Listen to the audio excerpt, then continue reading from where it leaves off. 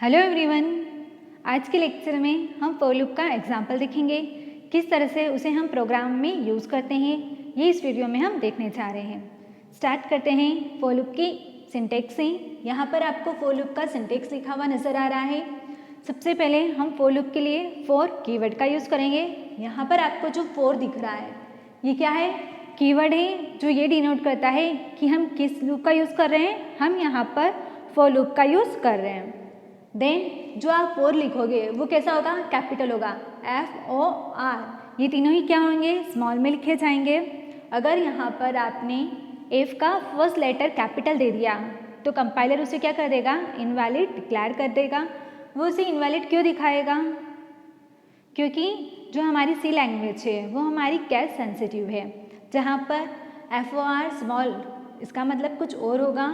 अगर यहाँ पर आपने F को कैपिटल दे दिया है तो यहाँ पर इसका मीनिंग कुछ और होगा। इसलिए जितने भी कीवर्ड्स होते हैं उन्हें हम हमेशा स्मॉल में यूज़ करते हैं। ठीक है, फिर हम आगे बढ़ते हैं। यहाँ पर हमने दिया है इनिशियलाइजेशन स्टेटमेंट, जो कि हमारा क्या है? फर्स्ट स्टेटमेंट है। जो फॉर लूप होता है उसमें हम 3 स्टेटमेंट का यूज़ करते हैं एक ही ब्रैकेट के अंदर। यहाँ पर आप देखिए, यहाँ पर हमने दिया है इनिशियलाइजेशन स्टेटमेंट, जो कि हमारा फर्स्ट स्टेटमेंट है। देन हमने सेकेंड स्टेटमेंट दिया है टेक्स्ट एक्सप्रेशन।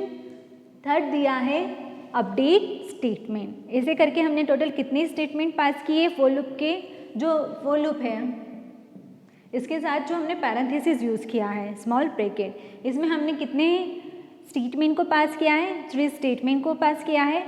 हर एक स्टेटमेंट को यूनिकली सेपरेट करने के लिए आप किसका यूज़ करेंगे? एंड ऑफ द कॉलम, जिसे हम क्या कहते हैं? सेमी कॉलन कहते हैं, या इसे आप क्या कह सकते हैं? एंड ऑफ द स्टेटमेंट कह सकते हैं। ये क्या कहलाएगा हमारा? And of the statement. और इस सिंबल को हम क्या कहते हैं? Semi colon. ठीक है, तो जो भी स्टेटमेंट होता है उसे एंड करने के लिए हम हमेशा सी लैंग्वेज के अंदर किसका यूज़ करेंगे? सेमी कॉलन का यूज़ करेंगे। तो यहाँ पर हमारे पास में टोटल 3 स्टेटमेंट थे। एक स्टेटमेंट खत्म हो जाने पर हम क्या देंगे? End of the statement. Then हम क्या लिखेंगे? सेकेंड स्टेटमेंट को लिखेंगे। उसके पूरे हो जाने पर हम क्या देंगे? End of the statement. Then हम थर्ड स्टेटमेंट को लिखेंगे। थर्ड स्टेटमेंट के बाद में हम एंड ऑफ द स्टेटमेंट नहीं लगाएंगे। यहाँ पर टोटल 3 स्टेटमेंट लगेंगे, बट उनके बीच में सिर्फ 2 ही एंड ऑफ द स्टेटमेंट का हम क्या करेंगे? यूज़ करेंगे। देन नेक्स्ट आता है हमारा, हमने क्या किया? ब्रैकेट ओपन किया। अब इसके अंदर हम क्या देंगे? स्टेटमेंट देंगे। जो भी स्टेटमेंट आपको क्या करना है? स्क्रीन पर प्रिंट करवाना है, या फिर जो भी आप फॉर लूप से टास्क परफॉर्म करवाना चाहते हैं वो सब कुछ आप क्या करेंगे? यहाँ पर स्टेटमेंट के जो फॉर लूप है उसकी बॉडी के अंदर लिखेंगे। फिर ये हमारा क्या हुआ? स्टेटमेंट देने के बाद आप क्या करेंगे? फॉर लूप की जो बॉडी होगी उसे क्लोज कर देंगे। फॉर लूप का ये जो ब्लॉक है ये कर्ली ब्रैकेट से ओपन होगा और इस कर्ली ब्रैकेट पर क्लोज हो जाएगा। अब आपको फॉर लूप से जो भी टास्क परफॉर्म करवाना है, जो भी आपको लॉजिक लिखना है, वो सारे ही लॉजिक आप कहाँ लिखेंगे? फॉर लूप की बॉडी के इनसाइड देंगे। अब हम लेते हैं एक एग्जाम्पल, जिसके थ्रू हम क्या करेंगे? नंबर को प्रिंट करवाएंगे। 1 से लेकर 10 तक हम क्या करेंगे? नंबर्स को प्रिंट करवाएंगे। अगर हम फॉर लूप का यूज़ नहीं करते तो हमें 1 से लेकर 10 तक नंबर को प्रिंट करने के लिए क्या स्टेटमेंट देना होता? यहाँ पर हम देते हैं प्रिंट एफ। देन हम क्या देते हैं यहाँ पर? अगर हमें 1 प्रिंट करवाना है तो डबल कोट के अंदर हम क्या दे देते हैं? यहाँ पर 1। हमें 2 प्रिंट करवाना होता, हम यहाँ पर फिर से क्या देते हैं? 2। देन अगर हमें यहाँ पर 3 प्रिंट करवाना है, ऐसे करके हम कहाँ तक लिखते हैं? इसे 10 टाइम देते हैं। सेम स्टेटमेंट हम कितनी बार राइट करते हैं? 10 टाइम। अब आपको पता है कि आपको प्रिंट क्या करवाना है? प्रिंट तो हमें क्या करवाना है? नंबर प्रिंट करवाना है, जिसके लिए हम क्या कर रहे हैं? सेम स्टेटमेंट बार बार दे रहे हैं। प्रिंट एफ क्या करता है? जो हमारी कंसोल होती है वहाँ पर आउटपुट जनरेट करने का वर्क करता है। लाइक यहाँ पर हमने दिया है 1 2 3 4 5 6 7 8 9 10। ठीक है, हमें स्क्रीन पर ये आउटपुट चाहिए। ये क्या है? हमारा आउटपुट है। इसके लिए हमने ये स्टेटमेंट अप्लाई किया है प्रिंट एफ। डबल कोट के अंदर हमने क्या दिया है? 1। तो ये 1 क्या हो जाएगा यहाँ पर स्क्रीन पर प्रिंट हो जाएगा। देन 2, इस तरह से क्या होगा 1 से लेकर 10 तक हमारे नंबर क्या होंगे स्क्रीन पर प्रिंट हो जाएंगे। अब सेम स्टेटमेंट यहाँ पर हमने 10 टाइम प्रिंट करवाया, सपोज आपको यहाँ पर 100 टाइम प्रिंट करवाना होता तो क्या करते आप 100 टाइम सेम स्टेटमेंट राइट करते, printf1, printf2, printf100। तो इसका जो बेटर वे है वो ये है कि हम क्या करें, इसकी बजाय हम क्या करें फॉर लूप को अप्लाई कर दें।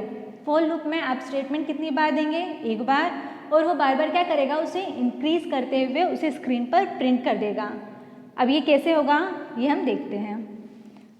फर्स्ट हम प्रोग्राम को स्टार्ट करेंगे, हैश इंक्लूड stdio से .h। इससे क्या होगा हमारा जो प्रोग्राम है वो स्टार्ट होगा, उसके अंदर जो हमारी stdio.h हेडर फाइल है वो इंक्लूड हो जाएगी। देन हम देते हैं मेन फंक्शन, मेन फंक्शन की बॉडी को ओपन करेंगे और जो भी स्टेटमेंट हमें देने हैं वो कहाँ देंगे हम मेन बॉडी के इनसाइड। अब यहाँ पर हमें चाहिए लूप लगाना है हमें फॉर लूप। फॉर लूप के लिए हमें कुछ वेरिएबल क्या करने होंगे, डिफाइन करने होंगे, लाइक इंटीजर i। एक और मुझे चाहिए वेरिएबल जिसका नाम मैं क्या दे दूंगी इंटीजर n। इस तरह से टोटल कितने वेरिएबल हमने यहाँ पर डिफाइन किए, 2 वेरिएबल लिए हैं इंटीजर टाइप के। अब फर्स्ट पॉइंट क्या है हमारा, फॉर लूप के अंदर हम क्या करेंगे इनिशियलाइजेशन स्टेटमेंट देंगे। जो आपने ये लिया है इंटीजर i, इसे आप क्या करोगे इनिशियलाइज करोगे। कितने से इनिशियलाइज कर देंगे आप, जितने से चाहे इसे इनिशियलाइज कर सकते हैं। जो इनिशियलाइजेशन होता है वो हमारे लूप की साइकिल को डिनोट करता है कि हमारी जो साइकिल है, जो हमारा लूप है वो किस पॉइंट से चलना स्टार्ट करेगा। आपको लूप के अंदर एक स्टार्ट पॉइंट देना होता है, एक एंडिंग पॉइंट देना होता है। स्टार्ट पॉइंट हम इसलिए देते हैं ताकि ये पता चल सके कि हमें अपने लूप को कहाँ से चलाना स्टार्ट करना है, और एंडिंग पॉइंट हम इसलिए देते हैं ताकि हम ये बता सके कि हमें अपने लूप को कहाँ पर एंड या टर्मिनेट करना है। सपोज हमारे पास में है 1 से लेकर 10 तक के नंबर्स जिसे हमें क्या करना है प्रिंट करना है। तो यहाँ पर हमारा जो स्टार्टिंग पॉइंट है वो क्या हो गया 1, स्टार्टिंग पॉइंट क्या इनिशियलाइजेशन, इनिशियलाइज पॉइंट क्या लें, ये हमारा इनिशियलाइजिंग पॉइंट और ये हमारा टर्मिनेटिंग पॉइंट। अब हम इसे इनिशियलाइज कहाँ से करेंगे 1 से, तो यहाँ पर आपने दे दिया फॉर i इजिकल्स टू 1। 1 से क्या होगा हमारा लूप स्टार्ट होगा। देन हम देंगे टेस्ट एक्सप्रेशन, या फिर आप यहाँ पर क्या करते हैं कंडीशन अप्लाई करते हैं। अब मुझे इस लूप को कब तक चलाना है, जब तक कि क्या प्रिंट ना हो जाए 10 प्रिंट ना हो जाए तब तक मुझे इस लूप को चलाना है। तो मेरा एंडिंग पॉइंट क्या हो गया 10। अब यहाँ पर हम देते हैं एक रिलेशनल एक्सप्रेशन जिसके थ्रू हम क्या करते हैं यहाँ पर कंपैरिजन करते हैं। लूप कब तक चले, जब तक कि क्या ना हो जाए i less than equals to 10 ना हो जाए। जब तक कि ये i, ये जो स्टार्टिंग पॉइंट है 1 से जो चलना स्टार्ट हो रहा है, ये कब तक चलता रहे, जब तक कि ये किसके इक्वल ना हो जाए 10 के इक्वल ना हो जाए, तब तक ये चलता रहे। अब जब हमने थर्ड हम देंगे अपडेट पॉइंट। जब हमने i को इनिशियलाइज किया है 1 से, अब 1 से ये 2, 3, 4 तक कैसे पहुँचेगा, इसके लिए हमें क्या अप्लाई करना होगा इंक्रीमेंट ऑपरेटर। इंक्रीमेंट ऑपरेटर के लिए हम किसका यूज़ करेंगे डबल प्लस का i प्लस प्लस, जो कि किसके इक्वल होता है i equals to i plus 1। जो हमारा i प्लस प्लस है उसका मीनिंग होता है i equals to i plus 1। Like यहाँ पर हमारे पास में i के अंदर क्या वैल्यू है 1, तो यहाँ पे क्या लिखाएगा 1, 1 प्लस 1, तो ये कितना हो गया 2। तो i के अंदर क्या आ जाएगा 2, देन 2 प्लस 1, तो फिर i की वैल्यू क्या हो जाएगी 3। इस तरह से जो इंक्रीमेंट ऑपरेटर होता है वो क्या करता है वेरिएबल की वैल्यू को +1 से इंक्रीज कर देता है। देन हम देंगे फॉर लूप की बॉडी, जहाँ हम क्या देंगे प्रिंटफ स्टेटमेंट। प्रिंटफ स्टेटमेंट के थ्रू मुझे क्या करना है, मुझे प्रिंट करना है i की वैल्यू को। i की वैल्यू क्या है यहाँ पर हमारे पास में 1। यहाँ पर अगर आप इसे नहीं भी लगाते हैं तो ये सिर्फ एक ही वेरिएबल को लेकर भी आप चल सकते हैं, ठीक है। यहाँ पर हमने दे दिया print F percent D I, हम आई की वैल्यू को ही क्या करते हैं यहाँ पर प्रिंट करवाते हैं। तो जितनी बार क्या होगा हमारा लूप चलेगा, उतनी बार लूप की जो स्टेटमेंट है print F percent D I, ये वैल्यू क्या होती जाएगी, प्रिंट होती जाएगी।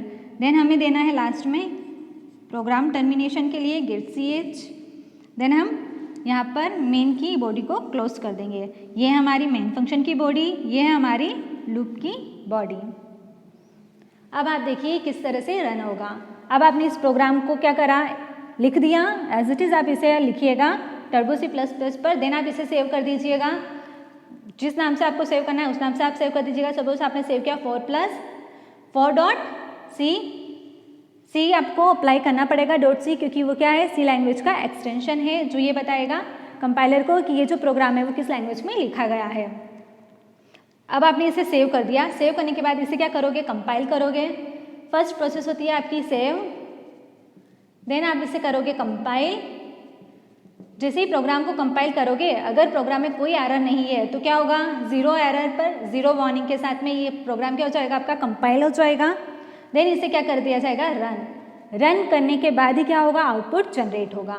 अब हम इसे रन कर देते हैं। जैसे ही हमारा प्रोग्राम क्या होगा, रन होगा, हमारा कंपाइलर इसे क्या करेगा, एग्जीक्यूट करेगा। अब यहाँ पर उसे सबसे पहले क्या मिलेगा, i = 1। यहाँ पर हमने जो i है उसे इनिशियलाइज कर दिया 1 से, दैट मीन्स i जो वेरिएबल था उसके अंदर कितनी वैल्यू है, 1। क्या 1। अब i के अंदर क्या है, 1। 1 < 10 है। कंडीशन क्या होती है, ट्रू होती है, क्योंकि 1 10 से क्या है, लेस देन या छोटा है। फिर यहाँ पर फर्स्ट ये स्टेटमेंट एग्जीक्यूट होगा, सेकेंड ये वाला स्टेटमेंट एग्जीक्यूट होगा। कंडीशन के ट्रू होने पर ही कंपाइलर लूप की बॉडी के अंदर जाएगा। कंडीशन फर्स्ट हो जाती है तो हम डायरेक्ट कहाँ आ जाते हैं, लूप की बॉडी से बाहर, यहाँ। बट यहाँ पर हमारी कंडीशन क्या हो रही है, ट्रू हो रही है, तो हम कहाँ जाएंगे, लूप की बॉडी के अंदर जाएंगे। वहाँ हमें मिलेगा प्रिंट एफ %d i। ये i क्या है, हमारा वेरिएबल है जिसके अंदर क्या वैल्यू है, फिलहाल हमारे पास 1। तो इसे क्या करेगा, ये स्क्रीन पर प्रिंट कर देगा 1। फिर यहाँ से हमारा लूप खत्म नहीं होता है। कंडीशन ट्रू हुई थी इसलिए ये स्टेटमेंट क्या हुआ, एग्जीक्यूट हुआ। फिर यहाँ से हमारा लूप वापस से कहाँ जाता है, यहाँ पर थर्ड नंबर पर हमारा कौन सा स्टेटमेंट एग्जीक्यूट होगा, हमारा जो इंक्रीमेंट स्टेटमेंट है वो स्टेटमेंट एग्जीक्यूट होगा। फर्स्ट एग्जीक्यूट होता है इनिशियलाइजेशन स्टेटमेंट, सेकेंड एग्जीक्यूट होता है टेस्ट एक्सप्रेशन, जहाँ कंडीशन को चेक किया जाता है। कंडीशन के ट्रू होने पर हमारा जो कंट्रोल होता है वो लूप की बॉडी के इनसाइड आता है और वहाँ उसे ट्रू स्टेटमेंट मिलते हैं, उसे एग्जीक्यूट करता है। एग्जीक्यूशन के बाद फिर से कंट्रोल कहाँ जाता है, अपडेट स्टेटमेंट पर, जहाँ वो क्या करता है, यहाँ पर हमने अप्लाई किया है इंक्रीमेंट ऑपरेटर, तो i++, तो i को क्या करेगा, +1 से इंक्रीज कर देगा। अभी हमारे पास में i की वैल्यू क्या है, 1, तो 1 + 1 कितना हो जाएगा, यहाँ पर 2। फिर से क्या होगी, फिर से कंडीशन चेक होगी। अब बार बार हमारा जो कंट्रोल है वो कहाँ तक चलेगा, कंडीशन चेक करेगा, इंक्रीमेंट करेगा, कंडीशन चेक करेगा और इंक्रीमेंट करेगा। हम सिर्फ वेरिएबल को एक बार इनिशियलाइज करते हैं, उसके बाद हम इस स्टेटमेंट पर नहीं जाते हैं। देन यहाँ पर अब चेक होगा क्या, 2 < 10 है, कंडीशन अभी भी क्या हुई है, ट्रू हुई है। फिर से हम लूप के इनसाइड आएंगे और इसे जो हमारा कंपाइलर है इसे क्या कर देगा, एग्जीक्यूट करेगा। तो स्क्रीन पर क्या प्रिंट हो जाएगा, 2 प्रिंट हो जाएगा। फिर से कंट्रोल जाएगा यहाँ पर, अब कितना होगा, 2 + 1 होगा, क्योंकि i की वैल्यू क्या है हमारे पास में 2 पर इंक्रीमेंट ऑपरेटर लगाया तो कितना हो गया, 3, तो ये हो गया 3। फिर से कंडीशन चेक होगी क्या, 3 < 10 है। इस तरह से कब तक चेक होता रहेगा, 3 4 5 6 7 8 9। फिर जैसे ही क्या करेगा, ये 10 को प्रिंट कर देगा। फिर यहाँ पर फिर से क्या होगा, इंक्रीमेंट ऑपरेटर अप्लाई होगा, तो क्या होगा, 10 + 1 होगा। 10 + 1 = कितना हो गया, 11। क्या 11 10 के इक्वल है, 11 < 10 है। कंडीशन क्या होगी, फॉल्स होगी। अब यहाँ हमारी कंडीशन फॉल्स हो रही है तो हम क्या करेंगे, लूप से डायरेक्ट बाहर आ जाएंगे। लूप के बाद कंट्रोल को क्या स्टेटमेंट मिला, गेट ch। इसका मतलब ये क्या है कि ये प्रोग्राम यहाँ पर क्या होता है, एंड होता है। इस प्रोग्राम को टर्मिनेट कर दिया जाएगा और हम इस प्रोग्राम से बाहर आ जाएंगे। इस तरह से हमने सिर्फ स्टेटमेंट कितनी बार दिया, नंबर को प्रिंट करने के लिए एक बार, प्रिंट एफ %d i। अब यहाँ पर आपने कंडीशन कितनी लगाई थी 10, क्योंकि आपको कहाँ तक इसे चलाना था 10 तक। सपोज यहाँ पर अगर आपको 100 तक चलाना होता तो आप यहाँ सिर्फ क्या चेंज करना होता, आपको कंडीशन को चेंज करना होता, या फिर आपको 1000 तक चलाना था, 1000 तक आपको क्या करना था, नंबर को प्रिंट करना था। तो यहाँ सिर्फ आपको क्या करना होता, कंडीशन में चेंज करना होता। स्टेटमेंट कितनी बार दिया, सिंगल टाइम, बजाय कि अगर आप फॉर लूप नहीं लगाते तो आपको सेम स्टेटमेंट 1000 बार प्रिंट करवाने के लिए कितनी बार लिखना पड़ता, 1000 टाइम। यहाँ आपको 1000 टाइम लिखने के जो प्रिंट करवाना था नंबर, उसके लिए आपने स्टेटमेंट कितनी बार दिया, सिंगल टाइम। तो ये बेनिफिट होता है फॉर लूप का अपने प्रोग्राम में यूज़ करने का। आई होप फॉर लूप का यूज़ आपको समझ में आया होगा। Thank you so much.